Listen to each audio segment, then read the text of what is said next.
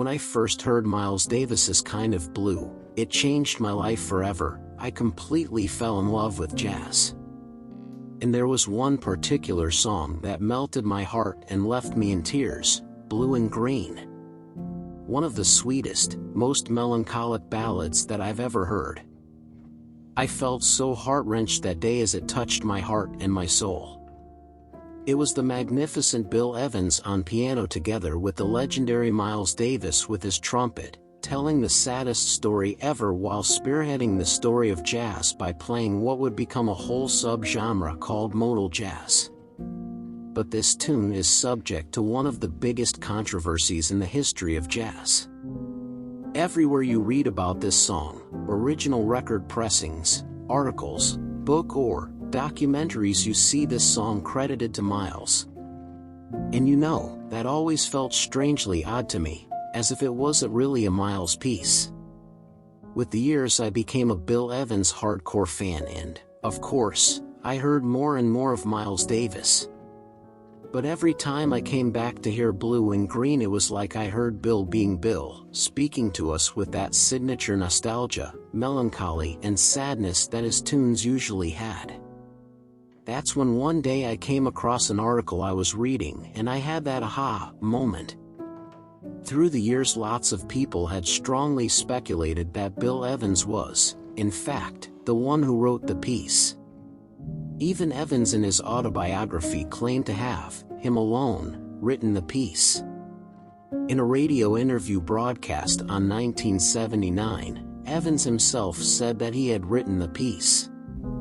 When reading the songs and lineup of Bill's trio famous album Portrait in Jazz, where he plays Blue and Green, the song was credited to Davis and Evans. In an interview, Bill said, "The truth is I did write the music. I don't want to make a federal case out of it. The music exists, and Miles is getting the royalties."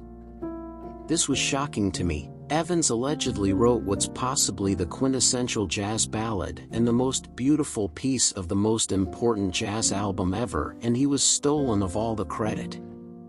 Digging further into the topic, I read that when Bill suggested to Miles that he was entitled to a share of the royalties, Davis wrote him a check for $25. Imagine that, being handed a check equivalent to $250 in today's money, accounting for inflation, for such an historical masterpiece. This completely broke my heart, because Bill Evans was the most sweet, pacific guy that would have avoided any conflict or drama, even at such a high monetary and artistic cost. While I was surfing deep in the internet, I found this post in a forum by, allegedly, the son of Bill Evans. He claims that his father is the real composer of the ballad and asserts that Earl Zinders, a famous composer of tunes like Mother of Earl and How My Heart Sings among others, is the star witness. The post says that the piece was written at 4 o'clock in the morning in Earl Zinders' apartment the evening before the sessions on Earl's piano. Wikipedia says Zinders, in an interview, stated that Blue and Green was indeed 100% Bill's.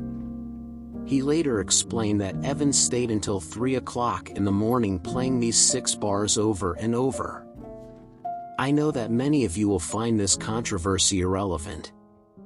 But for me, it's a matter of doing a little right in a situation that was really unfair to me. I think the reasonable thing to do probably would have been that Bill should have been credited alongside Miles Davis. While I know that Bill's composition was the main force behind the ballad, it's true that the song became whole with Miles' creativity and ability to line up the best musicians to improvise over it. I would love to hear what you think. Do you agree?